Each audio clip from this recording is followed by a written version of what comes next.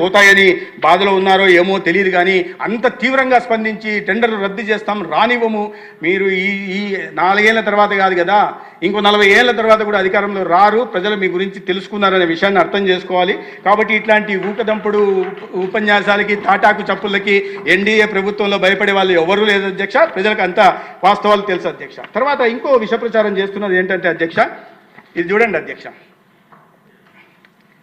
10 ఏళ్ళు సీఎం, ఒక్క వైద్య కళాశాల తేలేదు, అది చంద్రబాబు ఘనత. అధ్యక్ష, వీళ్ళు మరి ఏ లోకంలో ఉన్నారో ఏమో, అసలు తెలుసా లేదా వీళ్ళని ఎవరు గైడ్ చేస్తున్నారో ఏమో నాకు తెలియదు అధ్యక్ష.